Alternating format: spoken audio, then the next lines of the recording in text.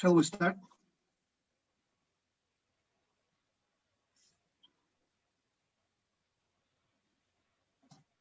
Hello, Mr. Sayasat Nurbek. Yes, Good sure. evening. Good evening. Good evening. Sure. Good evening.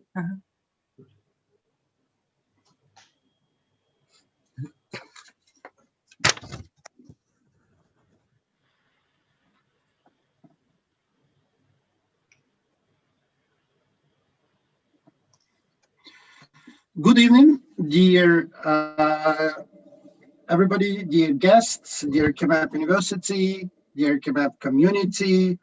Welcome to Global Leadership Forum, the program devoted to the enhancement of globally oriented leadership capabilities of KIMEP University and larger community through world-known leaders talks.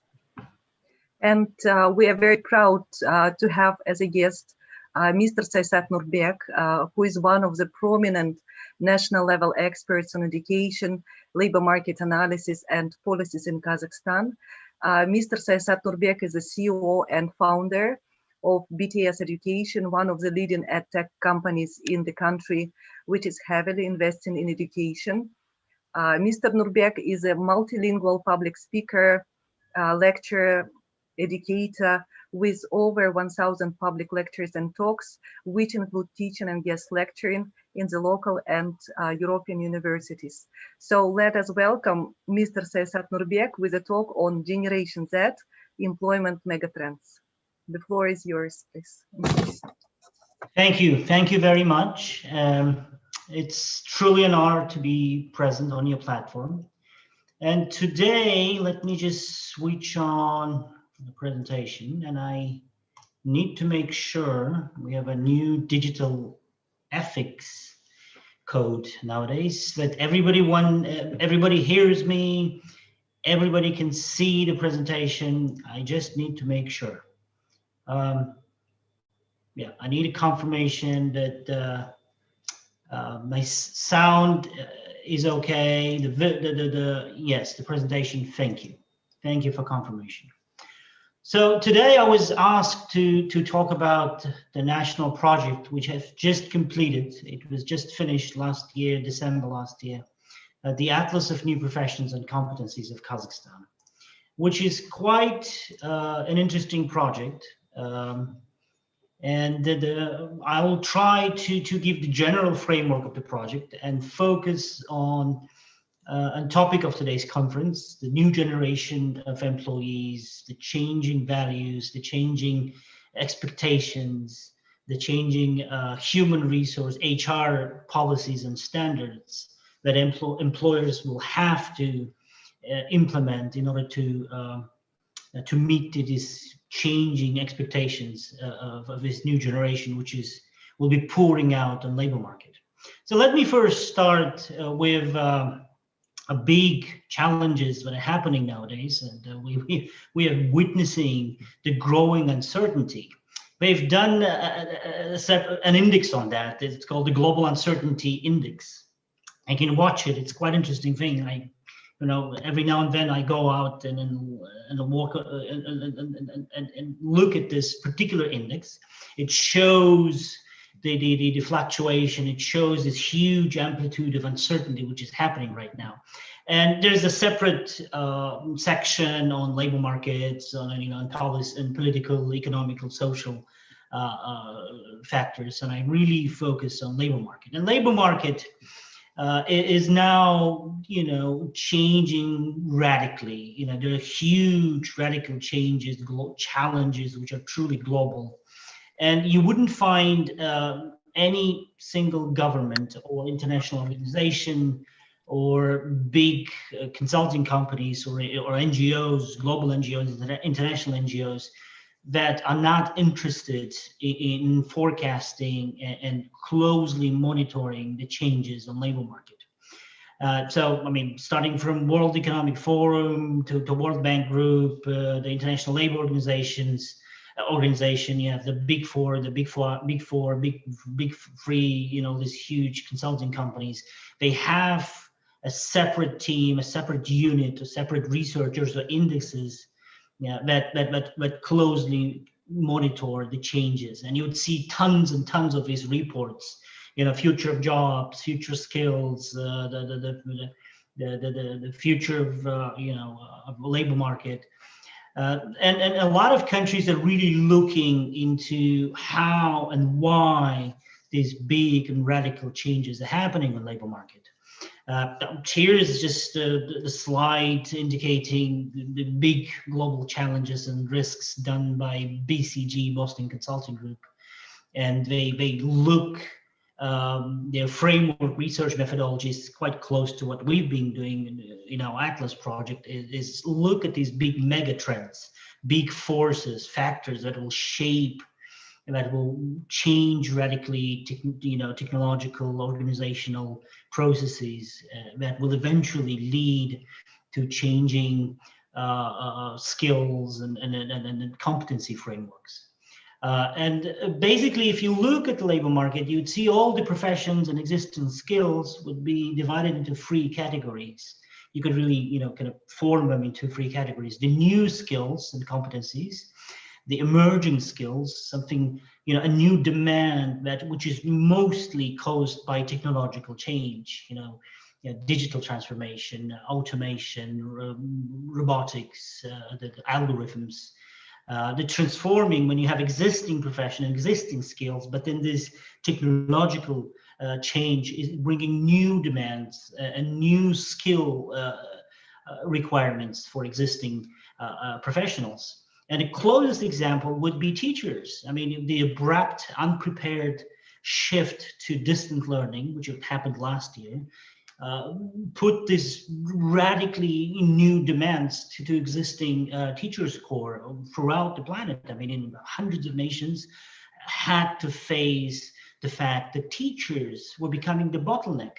And it happened in many countries, including Kazakhstan, including our region, when teachers are now facing completely new demands caused by this abrupt and unprepared, in most of the cases, shift to distant learning. And when last year, end of the last year, a lot of ministries of education in many countries were thinking, okay, this quarantine thing, the COVID pandemic will just, stop, will decline. Well, we'll go back to offline teaching. We'll forget this whole mess which was happening as a bad nightmare. It didn't happen. It goes on, and nobody knows where it's going to stop. And there's a second wave and third wave, and schools bouncing back and forth, offline to online. And it's now becoming a reality that the hundreds of thousands and millions of teachers around the world and professors will have to retrain themselves and be ready to transform. The teaching profession is truly transforming, is under a very deep and radical transformation. And disappearing, the third group, the unwanted people, or the retiring professions. And I have to make a disclaimer here: when we talk about disappearing or dying professions, they don't really die off. It's really difficult to imagine a certain profession just to die off completely, although it happened in human history, especially in recent 200 years with this rapid technological change. But when we say dying or disappearing professions or retiring professions, we're talking about the critical decline in demand. When the demand is so critically low, it doesn't really make sense to run new curricula or have official programs, accredited programs to train many professionals, because the demand is becoming critically low. And there are a lot of phenomena happening on labor market nowadays, which we haven't been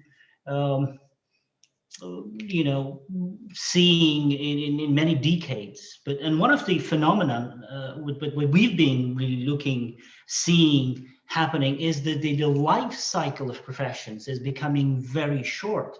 I mean, if you look back, you would see certain professions like appearing on labor market, being born, then growing, and the demand for them would grow, and then they would reach their maturity, the peak of their demand, and then with time they will just go off the labor market with decline and then disappearing or retiring professions.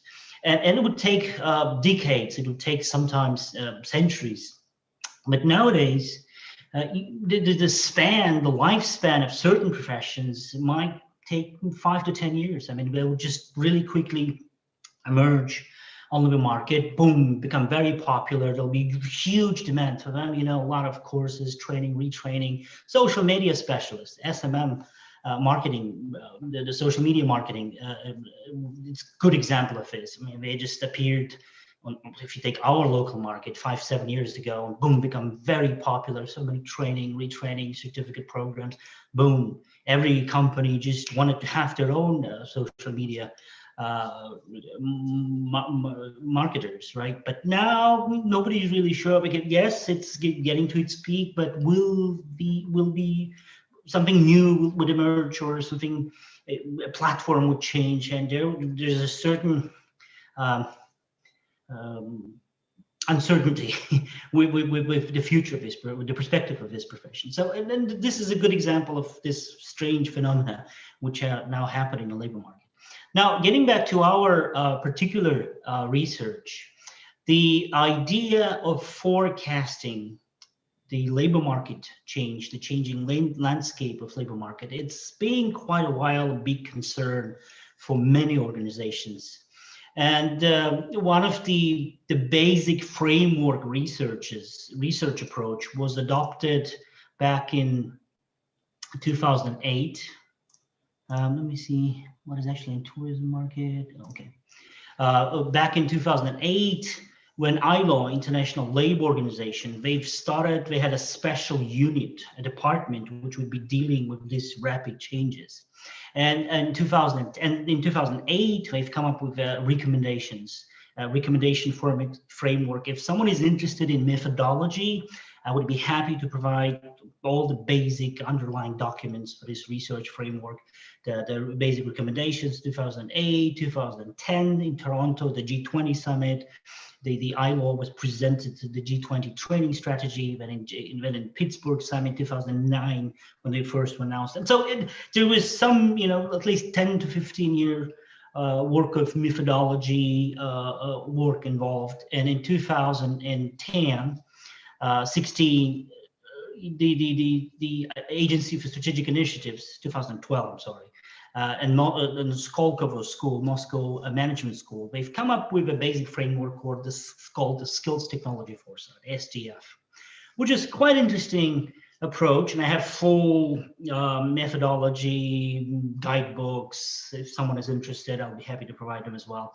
So we've looked into about more than 10 national and corporate frameworks. How do we really forecast what will change on the labor market? There's a great program run by Singaporean government, for example, the Future Skills. There's a replica of that program in UAE, United Arab Emirates, called the Dubai Skills, started by Sheikh Mohammed. There's an interesting research, quite interesting. It's very frequently quoted, done by Oxford University for the UK government. 2 waves, 2013, 2017. But then, you know, all of these researches are very quantitative. And given the labor statistics in our country, we were really shaky. We said, well, if we take this basic approach, basic framework, we will have a lot of problems gathering data, you know, clearing data, because the labor statistics data analysis, it's one of the weak spots given Kazakh, the local labor market. So we went to the source. We went to ILO. We met this particular department, the forecasting department, and we talked to them and said, look, we're looking through all these different frameworks. Can you help us out? So we said, okay. Here is the framework we really love. It's quite fancy. It's very simple. It's quantitative, not qualitative. It's qualitative, not quantitative. And it's guys, you know, your neighbors, it's Russian guys who developed it, the Skolkovo School. It will be much easier for you to communicate. So we went to Skolkovo, and we had a partnership with them. So we were being retrained and certified by this particular methodology. But then we adopted and validated it in Kazakhstan. So in a nutshell, the STF, it looks, at first it identifies all the different trends, mostly technology trends, but then all kinds of trends, social trends, culture trends, economic trends, political trends if needed. and it looks how these trends how these trends affect the workplace, the job place, how they affect the technological processes in certain industry or certain plant or big enterprise, how they affect the organizational, managerial processes.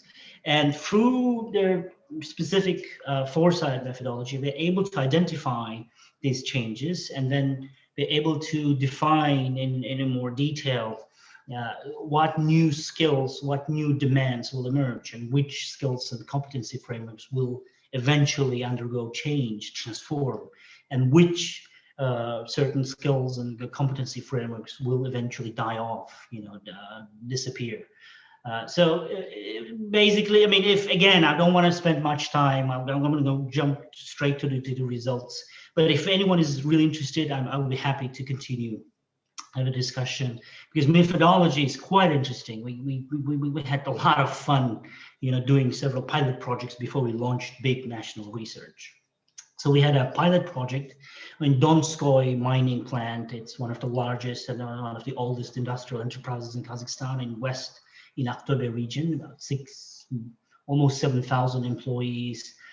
This big mining enterprise, and we had a big pilot project with them. So then we approached the government and we said, look, we have this robust methodology, we validated it, we adopted it to Kazakh economy. So let's do it. We need support of Ministry of Labor, we need support of Ministry of Education, and we're ready to do with this nationwide research and see and provide you with really tailored, in-depth forecast of how and what is going to change in certain industries in 5-10 years' time. It's a pity we made a mistake. I should have persisted. I should have forced the Prime Minister when we made this big research proposal. He said, "Look, I'm interested.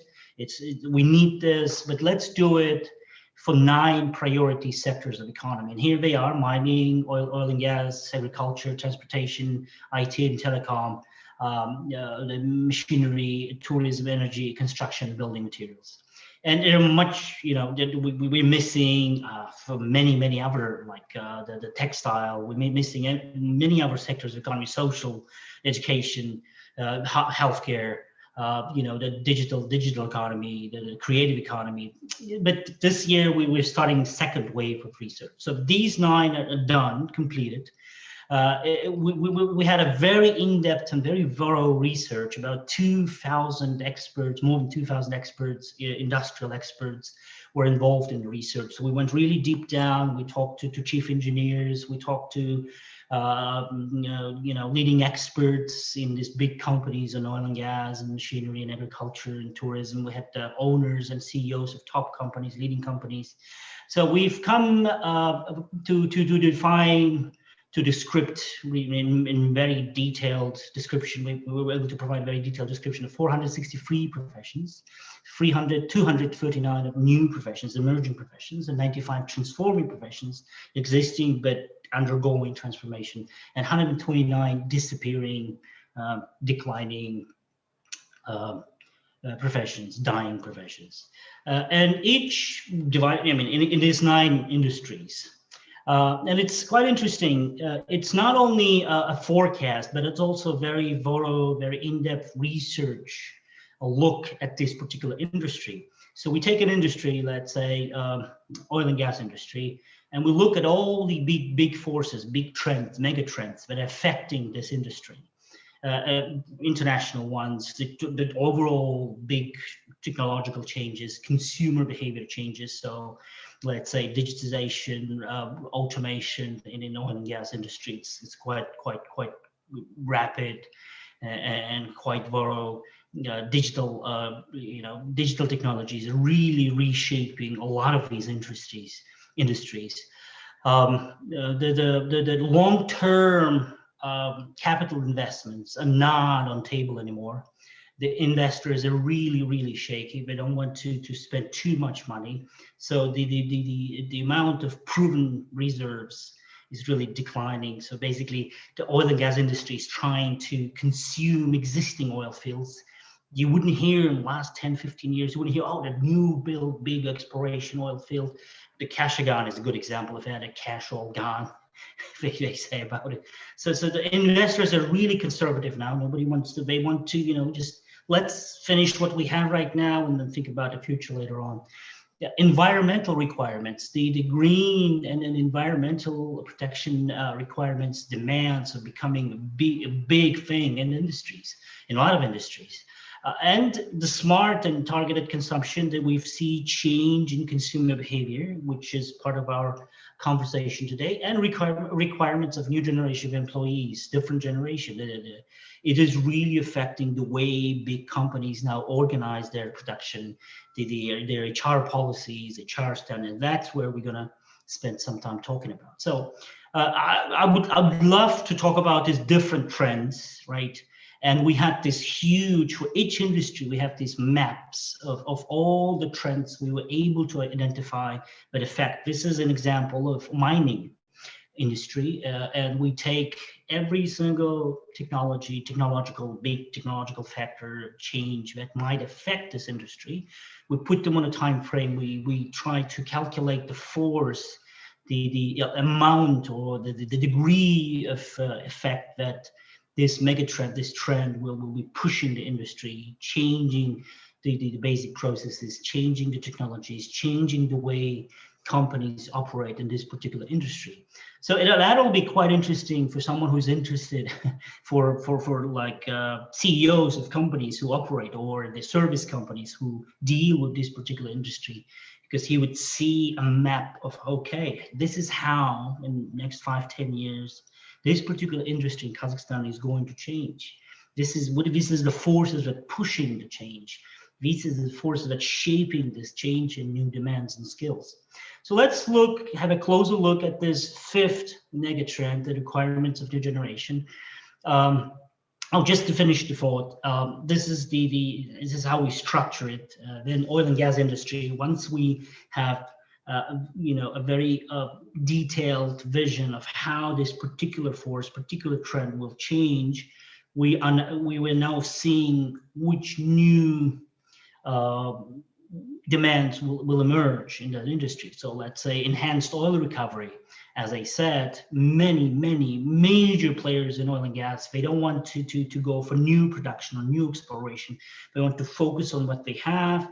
They want to take out, they want to deplete the existing oil fields. They want to focus on oil recovery. They want to get as much as they can, because nobody is the big capital investments, big new oil fields and exploration.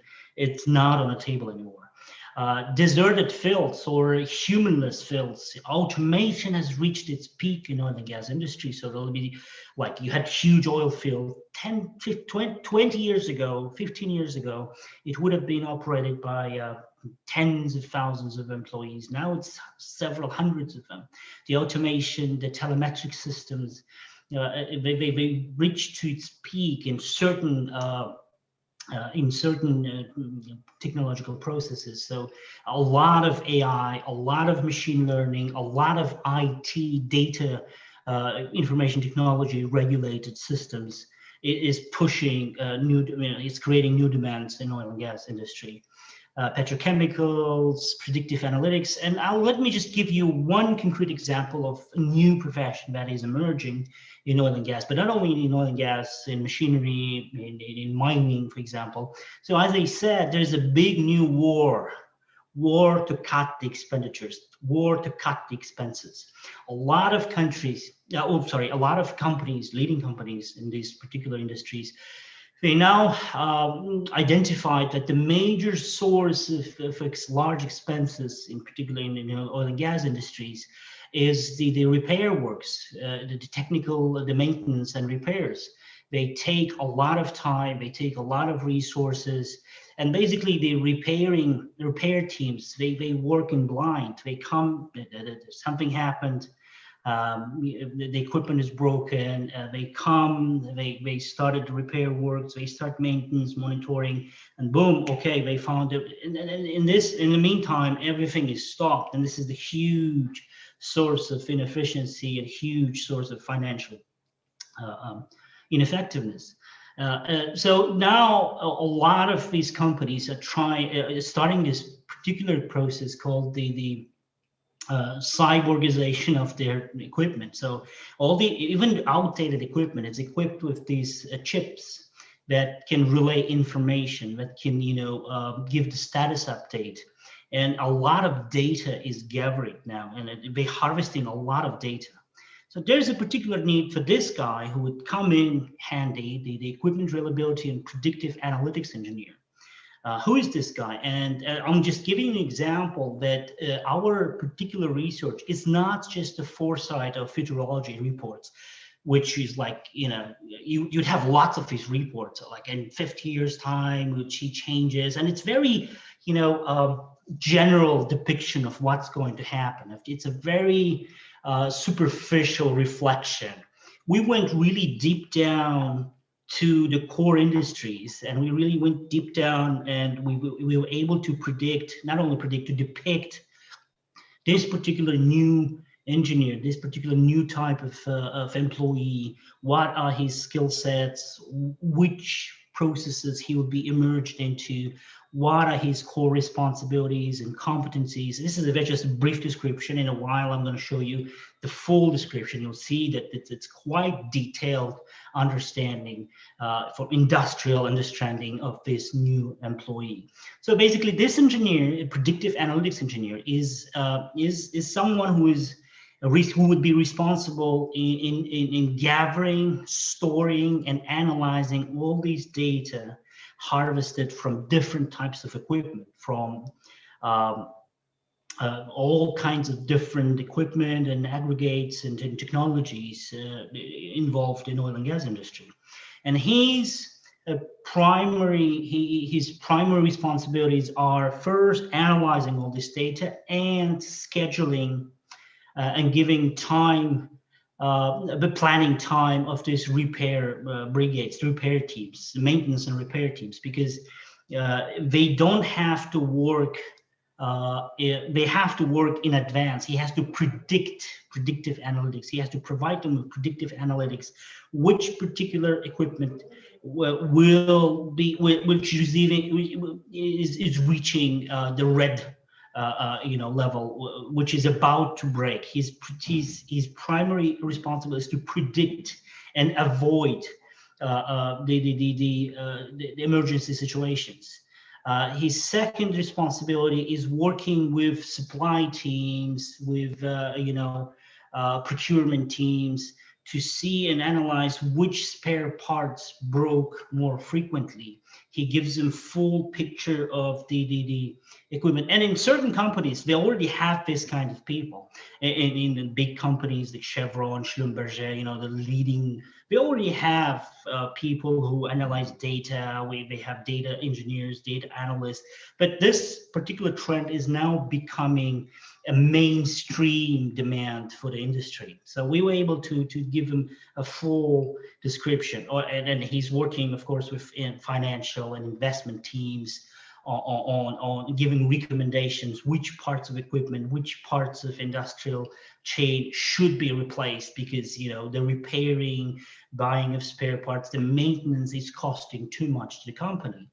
And so we are able to give this particular descriptions to these hundreds of professions and skill sets in these 9 industries, transforming, what is transforming, which new skills he needs to train or retrain or upskill in order to become more efficient, and which competency frameworks and professions and employees are really in decline, and they should be automated or replaced with time, and which we could show you when this trend is becoming the mainstream. Now back to this new generation. We have first chemical profession that has only 5-10 year lifespan. A profession isn't it simply an application of some long-standing professional intermittent challenge. Ayzat is asking quite interesting. I'll try to just really quickly, if the question is quick, to answer. Yes and no. Yes, the short lifespan things, sometimes they're not professions, they're skills, they are specific competencies that are most frequently attached to certain platform or certain technology which is emerging. If you can use this technology and you do some business tasks using that platform and technology, and then technology changes and platform changes, you have to obtain retrain or upskill. Yes, but sometimes, and it's quite interesting, you would see a profession which kind of more or less falls into definition of profession, which becomes very popular for a moment, and then it just, you have to retrain or find yourself a new field of application. But most of the times, you're right, Aizat, it's most of the times it's a very specific skill, it's very specific competency which is attached to technology platform, which is now goes outdated, and when your skill goes outdated with it.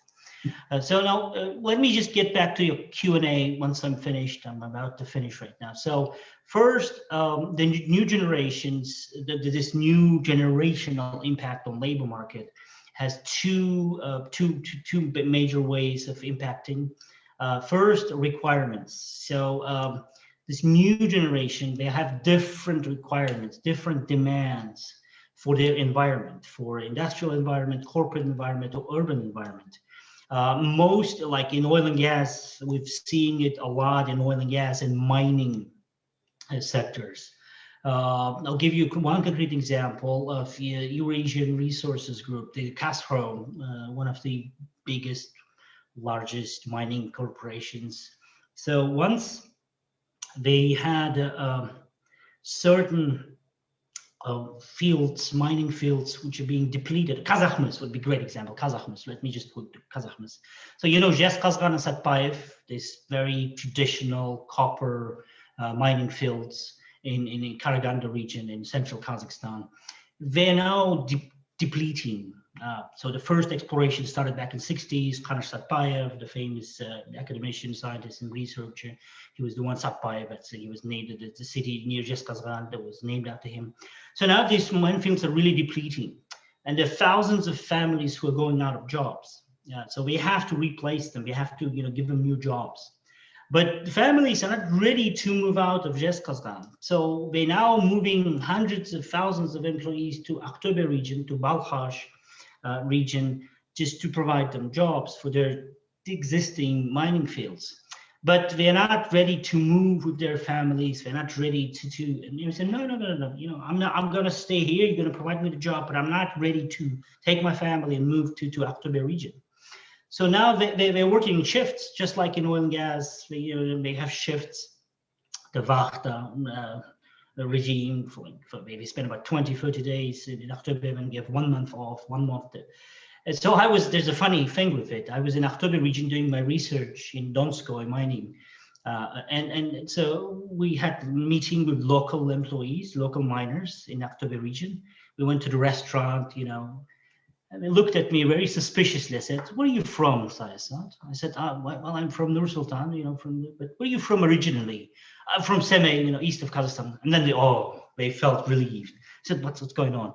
We thought you were from Karaganda, and we hate people from Karaganda because we take our jobs. It was very much like, when you go to a small mining town, and they, in America, like a town in America, and they go, are you Mexican? We hate Mexicans, they come here, illegally take our jobs. It was the very same comments, like, whoa.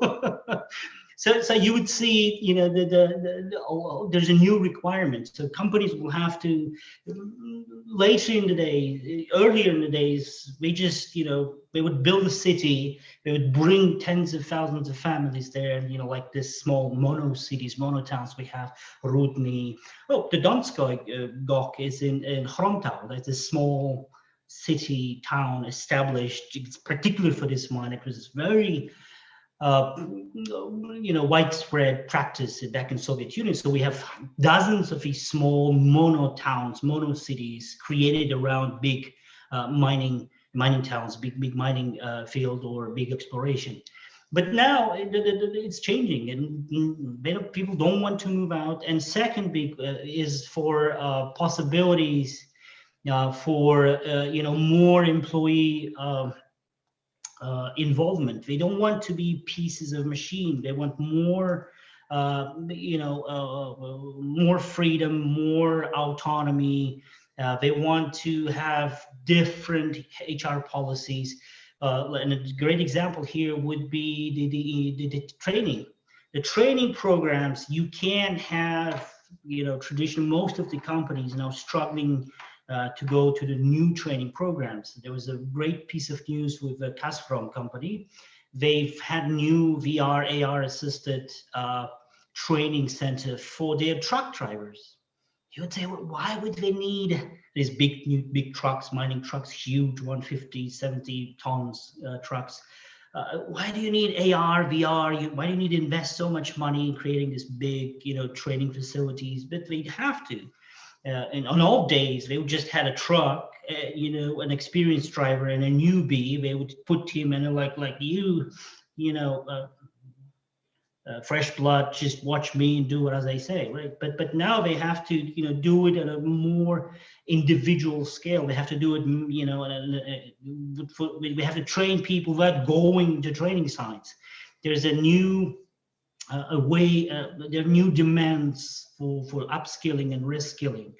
And of course, the technology is driven. The Kazakhstan, for example, they have now distantly operated trucks, for example, Komatsu. I've seen it with my own eyes, and there's a funny story with it. So they had this experimental truck, which was driverless, so it's an autonomous truck, which was running from, bringing this materials from one place to another. And first day it stuck. So there was a huge scandal. Wow, what happened? We spent so much money buying this Komatsu truck, very advanced, driverless, autonomous. They had a huge committee coming down. It was funny. So it was run by an algorithm. Yeah, they tried to do it, and now we have operators, but they tried to do it with algorithm. It was so simple. The problem with algorithm was that it was using the exact same route every day and every hour. So, the roads in most of these industrial sites, they're not paved. It's just the groundwork, and no pavement, not stone crushed, reinforced road. It's just a simple soil road. So after, imagine this heavily loaded truck, this muddy road, it made, it gets stuck because it was using exact same route. So they had to change it. So now we had people operating it so it can, go like this, just to not to make this, not to, how do you call it? Shit. The trucks, the Kalia. So well, you got the idea, I'm sorry. So now it was quite funny story. The requirements, for example, this new employee, so to speak, they have quite different new demands for creative spaces, for example, and territories. It's just not like job and work and sleep territory. We want to have some creative spaces, leisure facilities, the working conditions. The safety is becoming quite an important issue, and increased comfort. So like back in the days, you would have these, mining workers in this, very dirty uniforms, mud on their faces, not protected. But now you have, respirators, you have masks, you have very clean and very safe uniforms and things like that. So good lighting, cleanliness, industrial co-working. And the requirements are really increasing, and there's a special section in the atlases where you could see what are demands, the exact demands in certain industries.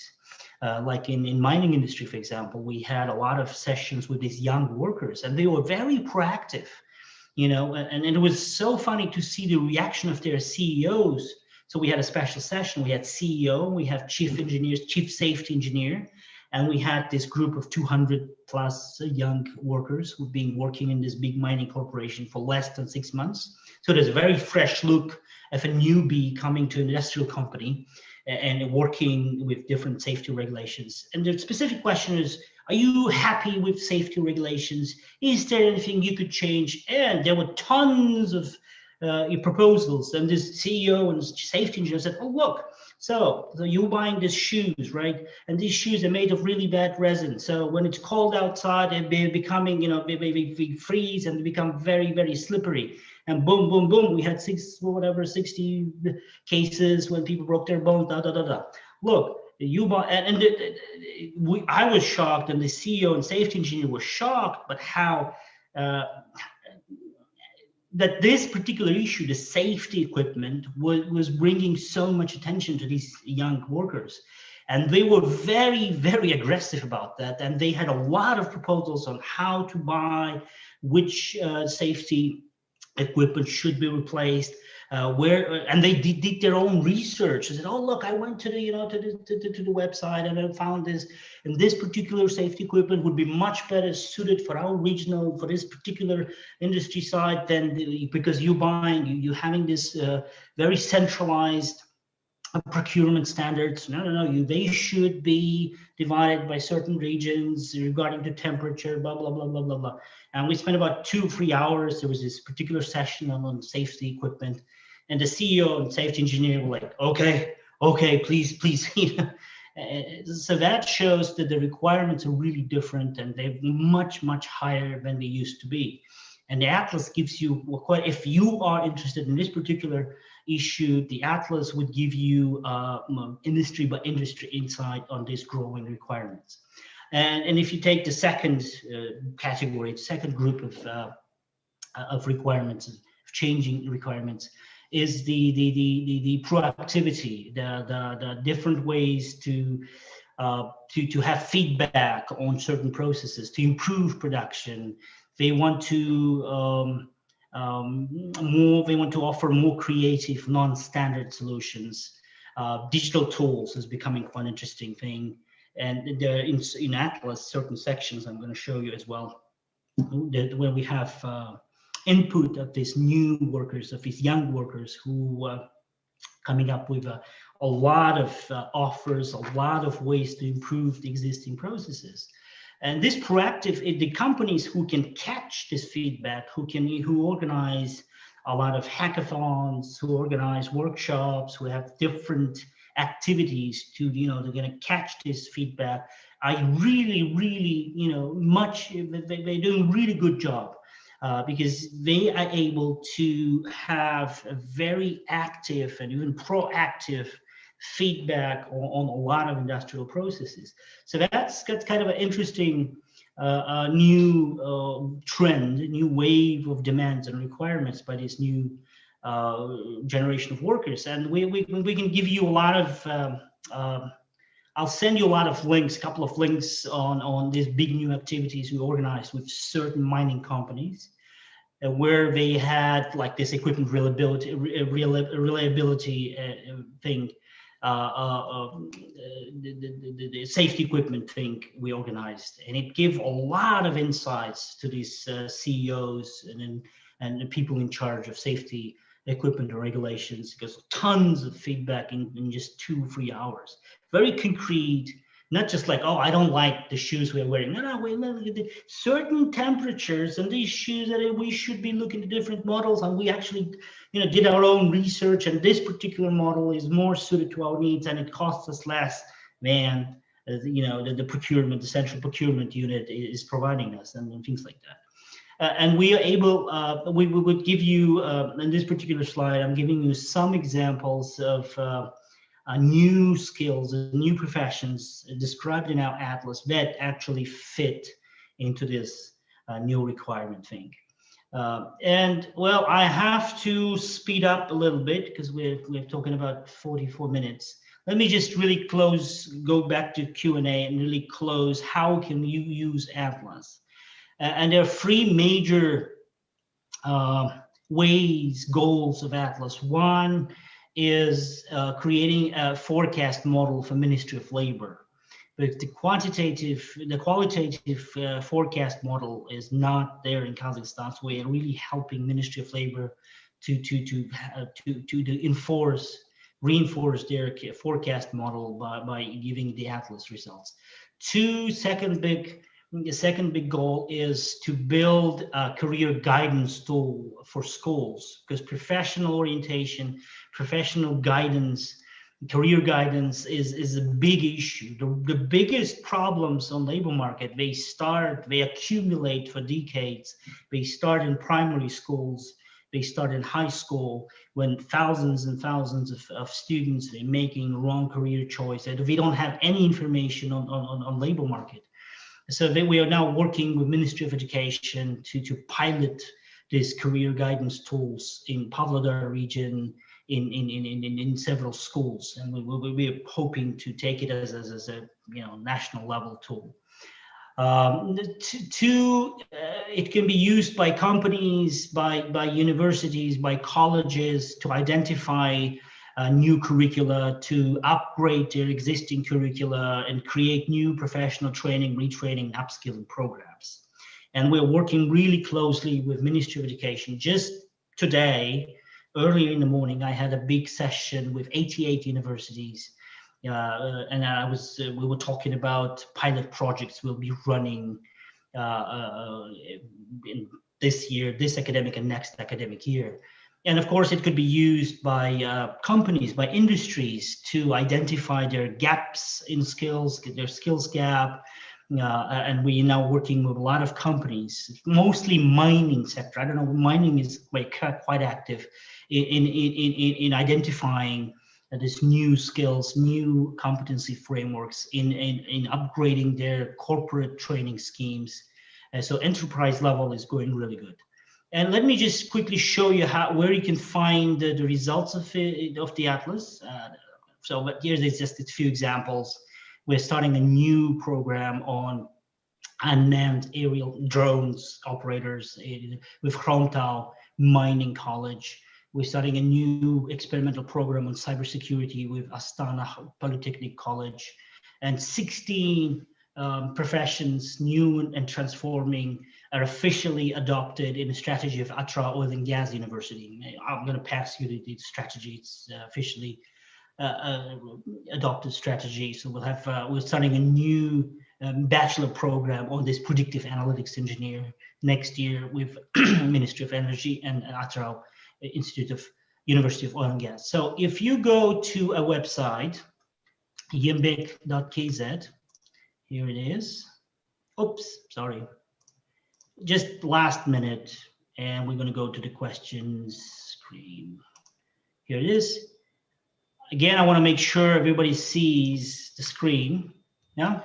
Okay. So if you go to yimbek.kz, I'm going to send you the link /atlas. You would find all the results of our research in 3 languages: Kazakh, Russian, and English. I'm going to go to English right away. And you can find like any industry, let's say mining industry, and you can go to mining industry and you can see the full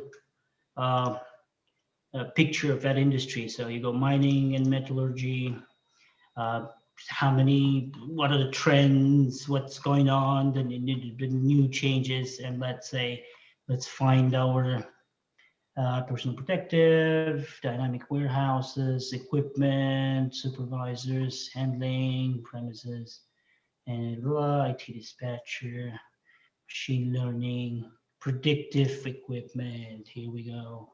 So there's a very brief description of this particular engineer, new employee, the educational institute, which universities are preparing to start curricula or thinking about starting this curricula. One of the great perks of having so many partners involved, we really know, we can give you a full picture which companies are actually now in Kazakhstan looking for these kind of employees or started looking into predictive analytics. So we have a full picture of industry demand as well. And you can download a full, here it is. I'll give you tourism. It's in all 3 languages and in English as well. English, reports will be ready. We're finalizing them in about a week, max 2 weeks, and you'll be able to download them. The Russian ones are ready, Kazakh ones half ready, so you can download them already. We're really, lang translation. So here, I give you an example of tourism. 196 pages of very detailed information on tourism industry. What is changing? What are the changes? What is the tourism industry nowadays? What's the status? The key experts, the key tourist associations and experts, their in-depth interviews, their forecasts, the megatrends overview, the trends overview, what is changing, what will be changing, what are the new tourism trends and technologies that will be affecting and could be used to create new products and niches for tourism. And from this, we go into this detailed analysis, and we go out what skills and competencies. This is quite interesting. You could actually find an industrial competency framework for this particular industry, which will be very interesting for training and educational organizations. And then you have full list of new emerging skills, right? One by one, described one by one. Then you have full skill list of transforming professions, the dying off, and then you have a bonus of universities which are best suited to train this new. We did this big analysis for Ministry of Education as well, right? So here's the full picture. You could use it for many needs. It could be academic needs, it could be research needs. If you're in the industry, it'll give you very valuable information, where to start, what to upgrade. If you're an educational institution, it's a great way to upgrade your curricula or start new curricula.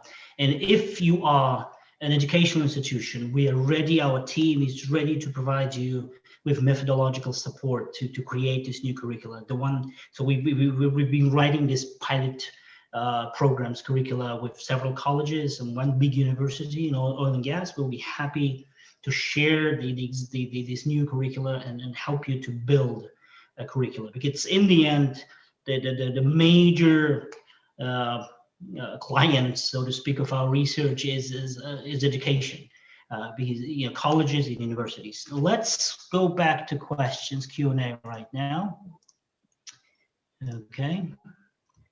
Aidana, you said there are different indexes, and are there any tools that can anticipate the required skills range change in the next 5 to 10 years to decrease the unemployment of young graduates who finish their bachelor's in 4 years? Well, Aidana, I was talking about this tool, this very specific tool, Atlas, which gives you a very full picture of what is going to change in certain industry, why it is changing, and we give you very detailed description. So Atlas is a tool that can help anticipate the required skill range. But if you say, I will give you, let me just start giving out, where's the link? Here we go. Let me just quickly send you the link. Here we go. Here's the website. Here's the website. Good evening. I would like to ask your opinion to automation period for chemical engineers. When do you think that refineries would no longer need lab technicians? Well, the refineries, we had a separate session with refineries. The automation has already started, but it's not that it would not require any lab technicians anymore. It's very heavily leaning on data nowadays. So lab technicians, they are now, they're more like not a dying profession, but a transforming profession. There's a growing heavy demand to their data science skills. data engineering, data science, machine learning skills. So now, okay, you could go to Oil and Gas Atlas and find a section for not refineries, but petrochemicals. There's a special section for petrochemicals. You would see there's this growing demand for data science. So my direct, most concise recommendation for you: lean on data science, because that's where the industry is going. So you could be a good chemist, you could be a good chemical engineer, but you need that data science arm to keep you on flow, because there's a growing demand. You take exploration, for example, geophysics, geologists. It's almost, I don't know, more than 50% of it is all data science now. It's all about, dealing with data sets. It's all about machine learning. It's all about analyzing data, because it's heavily relying on data science now. What about other than natural resources extraction sectors? Well, the 9, as I mentioned, the 9 sectors are the mining, oil and gas. And these are why, we were like forced to do these sectors by the government of Kazakhstan, because they are the 9 priority sectors. But then there's agriculture, there's construction, there's tourism, there's IT and telecom. So you could go to the website and then you'd find all these sectors out there. As I said, the English versions of these complete the final reports are not ready yet. We're finalizing. There's a lot of editing done, and they will be uploaded in about 1-2 weeks. But the Russian, you could find them, they're all there. What would be the megatrends in the teaching professions and medical jobs? Will robots teach students online? What about the jobs that require human skills? Right. Well, teaching and healthcare, they will not be easily and really quickly automated. There is a lot of technology involved nowadays, especially with COVID and pandemic situation. What actually happened, the digital technologies, they've been paving their way in the last 20 years. But the last year, the COVID year, the pandemic year, which is now continuing, and a lot of people hoped, okay, we're done with 2020, 2021 will be different, will be easy. No way. The pandemic, the COVID, the Corona situation actually, speeded up the process. It really pushed, it really forced this digital trend. And you look at it, look at all the companies which are becoming the top rich companies, the Amazon, the company, Zoom, the capital market of Zoom is now more than all these big airline companies combined. And the founder of Zoom is now one of the richest persons in the world. They've been preparing for this big new shift, big new digital society model for decades. And now it's their time. It's beginning of this new digital era. So if you take the teachers, there are 3 major new requirements for teaching professions. First, the content. And the content which teachers have been preparing for their classical face-to-face lectures is not enough. So the pedagogical design, you would be hearing this word, more frequently nowadays. The pedagogical design, the content is very different. You have to construct the content in a very different way. It has to involve interactivity. It has to involve a lot of new ways of dealing with students which were not required by the old model. Number 2, the teaching methodology. So you can't teach the way you taught in a classroom. And because look, just like now I'm struggling to deal with the audience. First of all, I don't know how many people, 146 people. I don't know who's watching, who is not watching. There's a huge disrupt in communication. There's a huge problem in communicating with the audience nowadays. And the brain, there are a lot of research conducted right now, because the brain is now overreacting, overdoing, overworking. If we had a physical lecture, I would be seeing the audience. My brain would receive much more detailed information, you know, the emotions, the body language. What the heck is guy talking about? Somebody would just walk out, you know, and I would see him physically walking out. I'm not interested in showing his body language. It's a piece of crap, you know, what the heck, you know, fuck off. And my brain would have much more information. Now it's like I'm sitting in a room in my living room talking to myself, and a lot of emotional resources are spent, a lot of psychological, a lot of research on that. So now there's a new skill which is given to teachers, new demand or requirement to teachers and healthcare workers, because a lot of these want to distant way, is how to manage yourself, your emotional resources, your psychological resources, how to stay resourceful, how to deal with this new way of communicating. Oh, hold on. Oh, excuse me. Yeah. Sayasat? Yeah. I lost track of questions. Sayasat, would it be also possible to answer the question given in the chat? A very interesting question from Kamila Mirvanova. She's asking, like, in the view that, you know, some profession will never disappear, what kind of area you may recommend for us? So maybe about professions that will never disappear. So, and also had the globalization effect on the employment trends. I mean, the globalization effect on the employment trends. Yeah. Okay. On which sectors I can give you really quick. I'll try to give you a really quick one. Or if you take the region in Kazakhstan, one, it's all about IT. The future is IT, it's information technology, and there are 3 specific fields in IT. There's a huge growing demand for this specific 3 group of professions. One is data science. It's becoming the mainstream already. You take the Kaspi Bank. Yeah, there's this huge success story of Kaspi Bank based on their ability to work with data, analyze data. They have the biggest and strongest data analysts, the data engineers team now in the country, among the banks at least, among the financial institutions.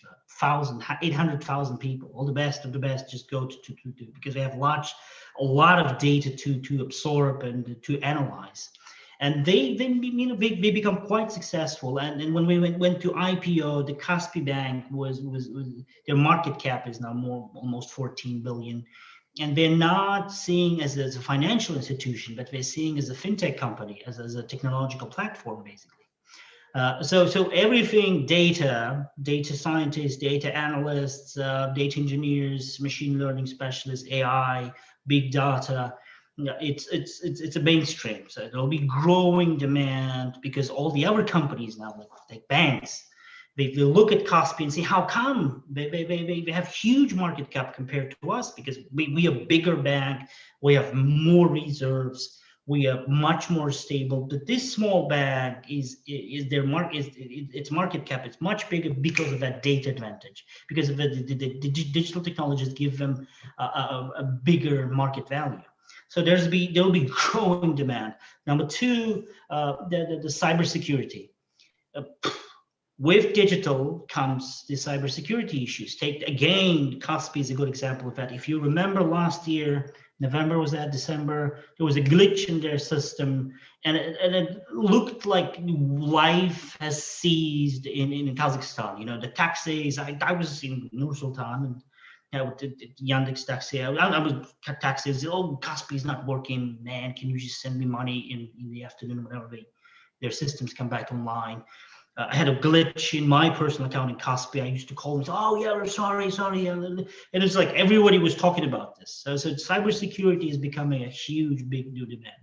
And number 3, the communication and the comm engineers, communication and the infrastructure engineers, because there's a huge amount of data which is generated, and it was growing and growing. There was a huge surge of data generation last year because of pandemic and quarantine measures, and now all the major networks are struggling how to deal with these huge amounts of data sent back and forth.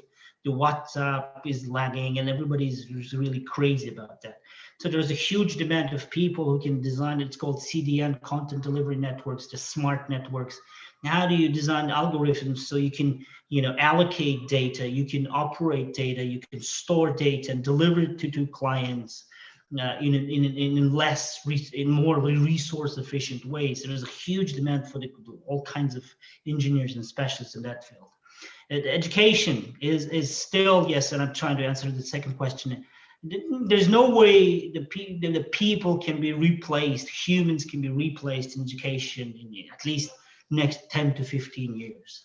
There's an interesting research, a very good research done by MIT, Massachusetts Institute of Technology, starting from 60s. They've taken 5 group of professions, and 3 of them, the demand for humans is decreasing in the last 60, 70 years. But there are 2 group of professions where demand for humans is increasing, stable and increasing. One is creative jobs, where you need to reinvent. You always have non-routine jobs, non-routine tasks, where you have to creative jobs. The architects, designers, all kinds of jobs where you don't deal with certain procedures and routine tasks, where you always create something new every day. You have new tasks, you have new creative agenda, you have to create and recreate and reinvent something. And second group of professions, the human-to-human, emotional contact professions, where you have to contact emotionally with another human being. The teachers, psychologists, the tutors, healthcare workers, social workers, because it still requires a lot of human involvement to really deal, to pass information, to emotionally engage with another human being. They're not easily replaced. And then the healthcare, it's another big growing demand. All the governments in the world have now realized they lack a lot of medical workers. There's the World Health Organization, WHO, they give a 1.5 million deficit of trained medical professionals. There's a huge demand for epidemiologists, for genetics, microorganism genetics, for the public healthcare specialists. It's becoming one of the top hot professions. Education educators, there's huge demand, huge deficit for trained teachers. And there's, as I mentioned, there'll be new demands for teaching profession. There'll be growing new skill sets like pedagogical designers, the content designers, the constructors of online courses, because to design an online course requires different skill sets. The Coursera, the Udemy, these huge big MOOCs, they're now looking not only for experienced teachers, but also looking for people who can take knowledge and package it into certain, mold it into certain design, so it can be taught online. The gamification experts, if you like games, wow, you're on the top of the game. I mean, you would be in huge demand. Gamification, game practices, it's becoming a big trend. All these big gaming companies, the Sony, Blizzard, they're now into education as well. They feel, we're really good in designing games and gamification. We can really suck in our client and keep him in the game. So this is the biggest demand now in education. So gamification is becoming a big demand in education industry. If you like games, go into games and game design and gamification practices. The logistics, the pandemic and quarantine has disrupted the existing logistics schemes. A lot of agriculture products, there's big trade wars between the US and China. The existing global trade system as it was seen by World Trade Organizations, this optimistic views of global trade, it's not working anymore. So it's all about the Amazon way, right? The Amazon are like number one in this game. How do you deliver a product, a service to a client in the best possible way, in the most resource efficient way, guaranteed, customer satisfaction guaranteed. So the supply chain management is becoming one of the key professions nowadays. You look at this during the pandemic, look at the companies that just boomed, Volt. In Kazakhstan, it's Choco Family and Rahmet, the delivery companies, the courier companies. They just, what was it, Volt, and there was another one. Please, I'm not using them that much, but I mean, they just boomed. And one of the top demand profession was just delivery boys, delivery people. You know, a lot of people just survived because of a delivery thing. You know, you would see people with pets, and then they're riding their bikes and their cars delivering, and it's becoming it's a sign of changing consumer behavior. And consumer behavior has changed dramatically. A lot of families nowadays, they want to order something online. They don't want to go anywhere anymore. There's a fear economy. There's a new term, fear economy. I don't want to move out, you know, of my castle. I don't want to. The social distancing is becoming, you know, a big thing nowadays. And think of this generation. Think of these children who've been brought up with the pandemic fear. We're brought up with this value of social distancing. Their consumer behavior will be very different from our consumer behavior. They will live up with that consumer behavior. So so the logistics, supply chain management, warehouse management, customer journey management, the customer relation management are becoming all of a sudden back on the table, back on the scene. They're becoming quite big, and they will be in big demand for quite some time from now on. I couldn't, you know, all of it, but just the immediate things that will be in demand in 5-10 years are this, right? I'm sorry we don't have enough time to go deeper into it, right? Yeah, Sayasat, we have just 10 minutes left. Okay. So there are some questions related to your project. For example, Big Zat is asking, how did you come involved in the Atlas project? And Aizat is asking, like, what measurement issues did you face in this project, and what did you do to address those issues? Right. So my involvement in the project, it actually happened long before. I mean, the idea of having a toolkit, it came to my mind about more than 10 years ago. You know, I was in charge of Bolshak program, Bolshak government scholarship program. So we had a big problem, which is still there. We spent a lot of money, trained these young, brilliant professionals abroad in top universities, spending a lot of budget money, bringing them back, and unemployment. And I was the first president of Bolshak who had to deal with systemic unemployment, because back in 2005, you remember when we increased number of scholarships to 3,000, we had hundreds and thousands of these bachelors going off. And when I came to Bolshak in 2009, they were just coming back and pouring back the labor market. And we had first cases of systemic unemployment. So that's first when I came up with this problem. How do we deal with it? Why people who are highly trained, we have these vast degrees with bachelor's and master's, they were not actually, and I did a research of my own, and I quickly found out their skill sets was not exactly matching with demands of local labor market. And it was not only, but one of the key components of that unemployment thing, because I mean, imagine the structure. There's a term coined by Ricardo Hausmann, the famous Harvard professor, the complexity of economy. So the economy of Kazakhstan was not complex enough. It's quite simple. You know, you have the 20 to 30 basic industries, and you have this master degree engineer who's been trained in this top university for a different economy model, for a very different, more complex, very complicated economy model. And when he comes back, his skills are really not in demand. And it's the same tragedy that is happening to Nazarbayev University for the time being nowadays. When you have this highly trained bachelor, there was a good case of a girl I knew. She's top of her class in genetics, she graduated bachelor. She couldn't find a job. I recommended her to Natije, a local company. We produce dairy products, milk and and yogurt and stuff.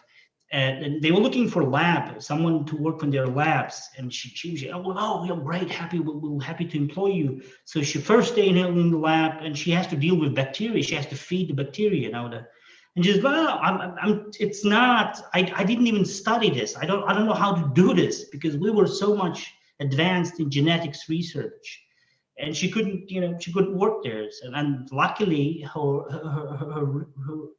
her supervisor, he went to this Okinawa lab in Japan, and he made her offer, and she's now in Okinawa, very happy, dealing with her genetic splicing, very advanced stuff. And she couldn't find a demand for her particular skills here in Kazakhstan. So that's where the idea came. We said, we really need a toolkit to see how our economy is changing, how industries are changing, which demands, and then we'll have to adjust to these demands. We don't have to spend that much money dealing with this very advanced stuff if we don't have background, if we don't have foundation for it. We have to focus on what is on the table. But we didn't have a toolkit back then. And then I kind of forgot about this because I had different appointments, different jobs. And then my kids grew up. And I had a daughter. She was asking me questions. Well, Dad, it's time we start thinking about university and then applying to which university I should go, which major I should. I said, "Oh shit, you asked me." And I looked back at the labor market. We still don't have that toolkit. I said, "Look, we have to do it." And so we approached. We spent a year dealing with different methodologies, and then we approached the government. And yes, it was not easy because we had a lot of bureaucracy involved. So I spent a year dealing with methodology back in 2019. We were able to push it on president's agenda, newly elect president's agenda. So he made it as his election promise.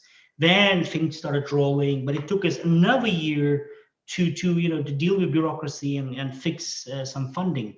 So it was co-funded by the Eurasian Resources Group, the largest mining company, and it was co-funded by Ministry of Labor. So it was a co-funded project, and we finally finished it last year. It was just finished December. It's very fresh, very fresh.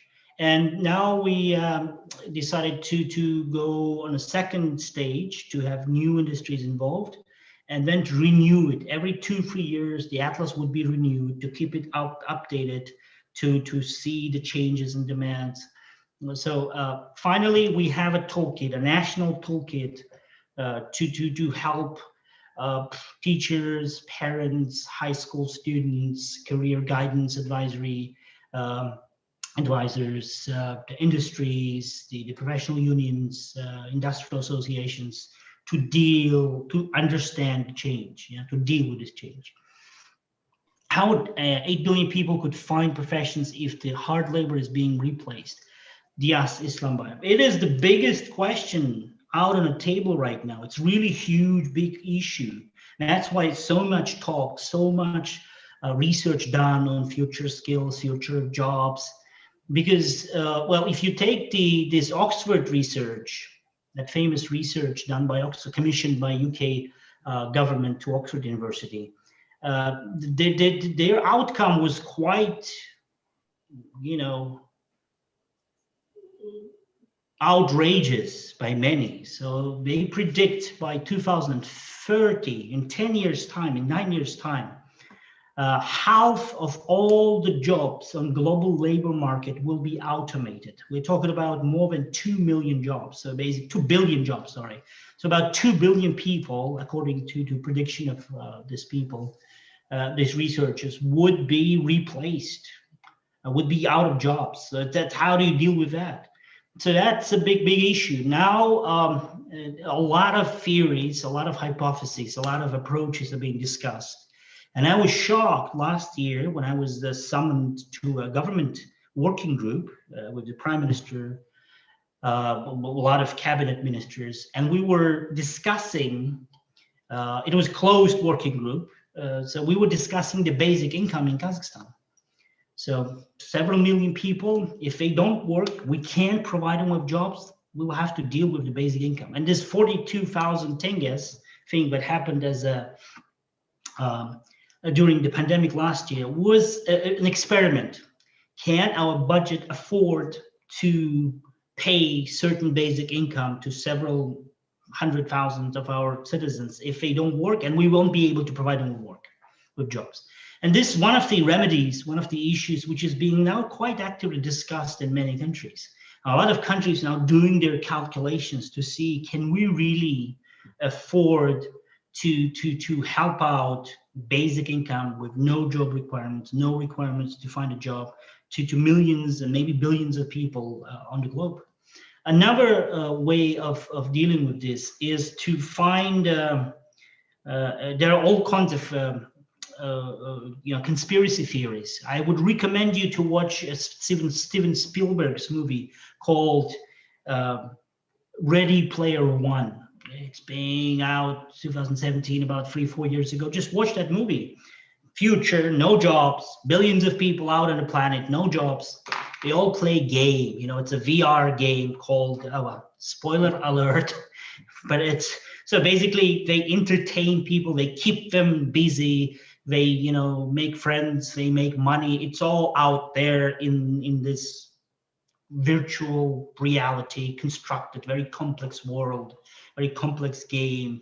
And people are happy, you know, they're doing whatever they do, they watch movies, they make friends, they fight, they kill, they, you know, virtual, of course.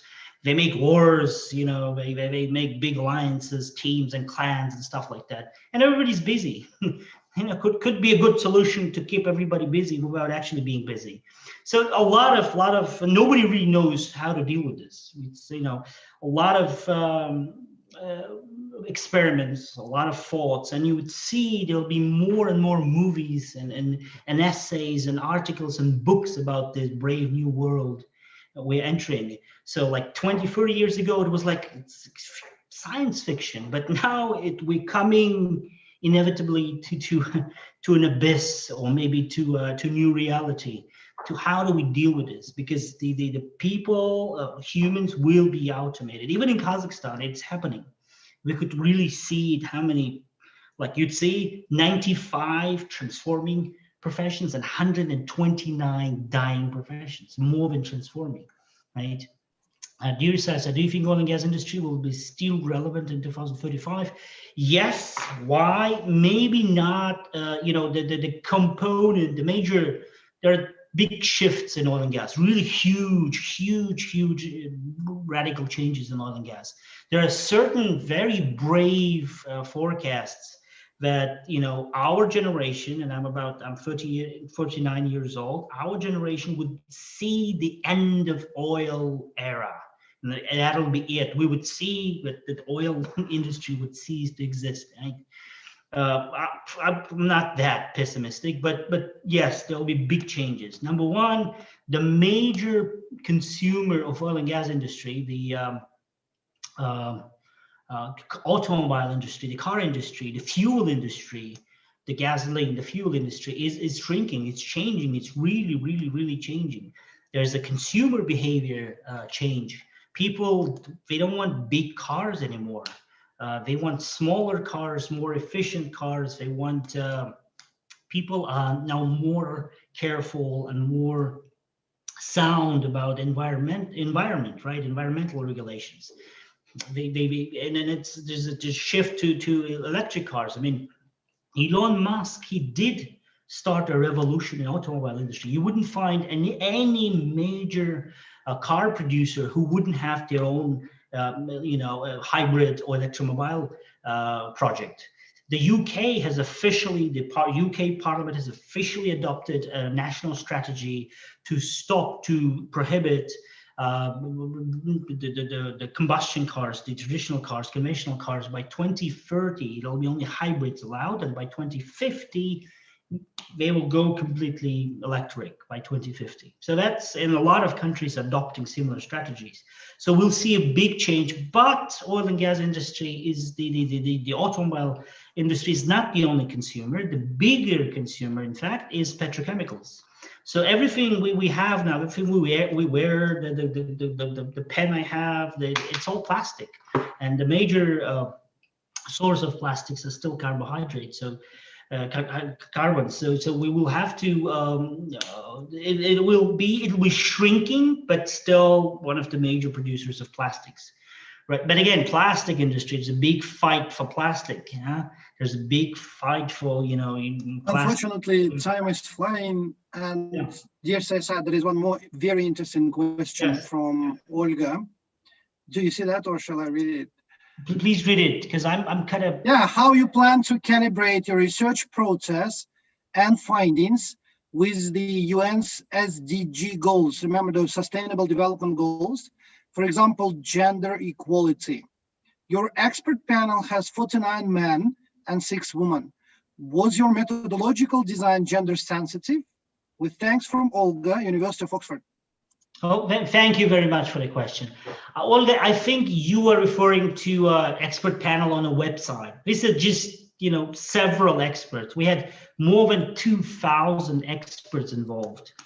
I can't really give you, the gender balance of these 2,000 experts, but we really had a lot of women within. I will find the gender balance figures. But why if you look at the panel right away, why it's very disbalanced? There are 2 major reasons. One, and this particular smaller panel we put on a website, we could put all the 2,000 people. But if you go to every industrial atlas, like the tourism atlas, in the end, there's a full list of all the experts involved, and you could see, that, for example, in tourism, there were more women than men.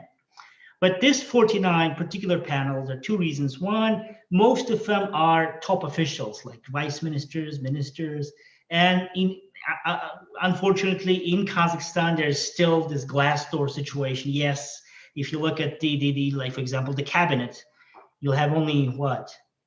Do we have any women left in the cabinet? Yes, the Minister of Culture and Sport.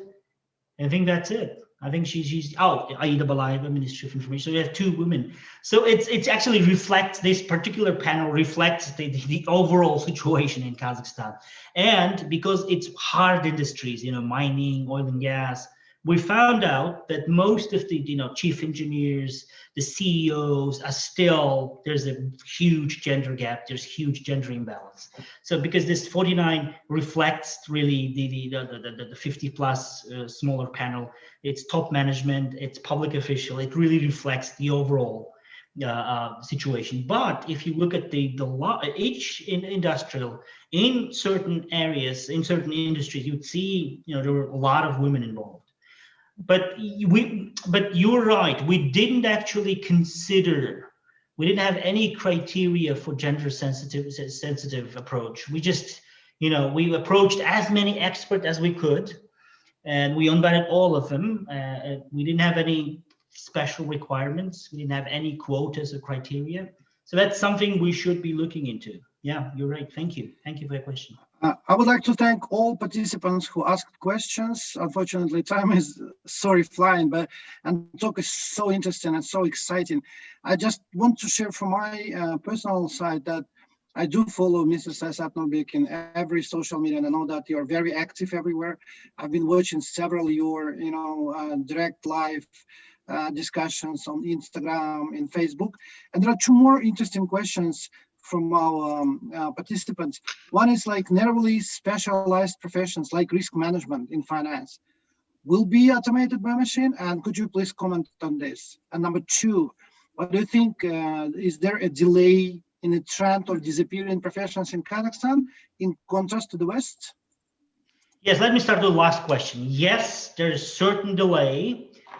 So the waves, the big technology waves that are emerging in many advanced economies, like digital trends, the automation, the AI, the big data, they do arrive to Kazakhstan and local markets with certain delay.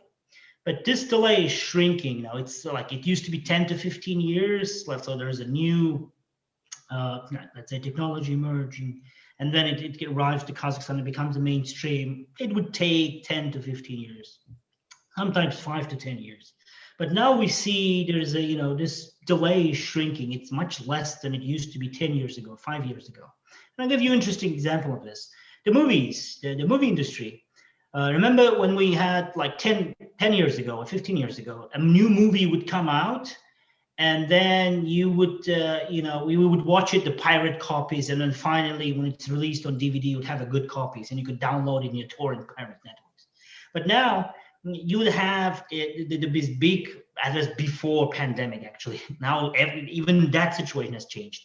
Before pandemic, these big studios, they would do the premieres of their big new blockbusters on exact same day throughout. It was called global premiere. And the last 5-7 years, you see, there were the global premieres. So you would be going to in Almaty to a local mega cinema,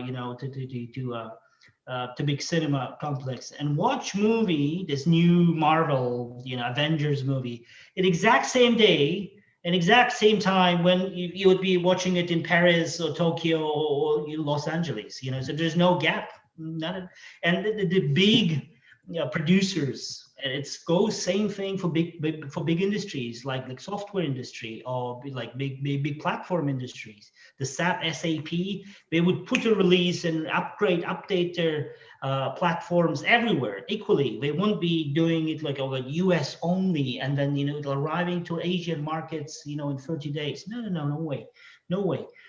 So there's a big platform because everything is becoming platforms nowadays. Netflix, you take Netflix, you subscribe to Netflix, you watch whatever it's released equally for everyone. And then, of course, it's tailored for your region. There's a great book, Netflix Nations. It's a huge new idea. It's disrupting everything now. So now the big industries are trying to deliver content equally, deliver news and updates equally in the same time, in real time to everyone. So the platform thinking, the platform industries are becoming big platforms. You take what the cinema is another. Now these big studios are dying off because Netflix, HBO, Disney Plus, there's platforms. They're making so much money. You look at the Netflix, the new season 2021, 70 new full-time movies. New premiere every week. I mean, they have so much power now, so much resources. None of the studios, Universal, Warner Brothers, nobody can do what Netflix can do anymore. And for the first time, this year's Oscar ceremony will not be in February, it will be later in April. And for the first time, there'll be movies, online movies, fighting for Oscars.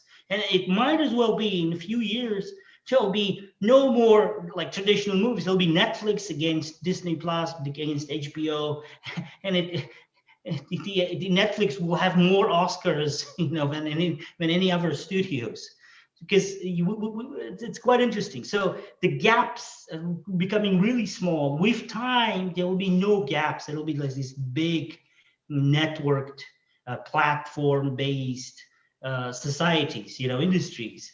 So we really need to speed up. We really need to understand much deeper what our competitive advantage, how do we upskill, how do we move forward, how do we reskill, in which particular industries, like creative industries, will have some competitive advantage. Can we use these big platforms to deliver our content, to make our companies more competitive, to create something unique? And these big platforms, yes, they give huge advantages to owner of the platforms, to Amazons, and they're becoming extra rich. Can you imagine $2.28 trillion market cap of Apple? And it's huge. It's you can't imagine. I mean, GDP of Kazakhstan is it used to be 224 billion US dollars at its peak in 2014. It's now 160,000 billion dollars. Can you imagine? GDP of a huge country like Kazakhstan is like 100 times less, dozens times less than market cap of a single private company, US company, Apple, $2.28 trillion. So this gap is becoming huge, but on the other side, the platforms give ability to smallest player to smallest member of that platform to boom, become a hit if they have unique content. Among Us, it's a game. Everybody plays this game. All my kids are playing Among Us. I was introduced to this game about last month. They were playing. What the heck are you doing? You're playing Among Us. What the heck is Among Us? 500 million users last month, and only 4. It's a very small team which designed this game and support this game. 4 people, and they have more clients than all our banks combined, than all our software companies combined in Kazakhstan. So even the smallest player can, using the platform, can get to huge audiences, can get huge results, can affect billions of people. WhatsApp, remember WhatsApp? There were 14 people on the team, about 20 people, less than 20 people team when Facebook bought them.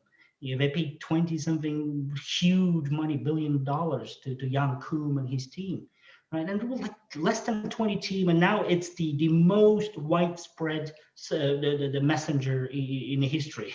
I mean, they almost hit 2 billion mark. I mean, more like all the people who have smartphones and who have money and who have access to internet, they have the clients of that particular messenger software. So really, the gap is closing. We're out of time, and we have to really understand how this new networked platform future will be, how it will look like. Do we have a competitive advantage in this new brave world? How can we use our competitive advantages to access great audiences, to produce content? And which skills and competencies would be involved to stay competitive and survive in this brave new world? That's the real issues we should be focusing on.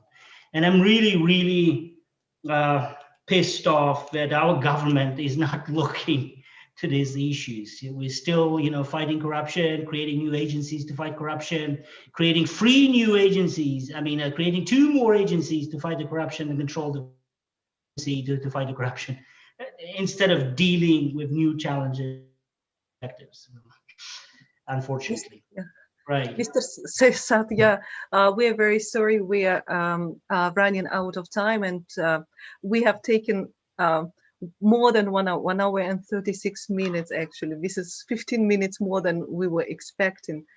We would like to thank you very much for your time and for your participation in the KIMEP Global Leadership Forum.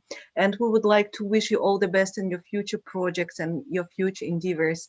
And there are so many thank you from our participants. The lecture was very informative, and our participants have really appreciated that a lot. And we really hope unanswered questions. So I'll go back to you're gonna record. You're gonna put this recording on your YouTube channel, right? Yes, it is. I will try to answer all the questions, unanswered questions in your YouTube channel. Right. So don't worry. I will answer all the questions. I'll get to you. Thank you very much. Thank you so much. Great.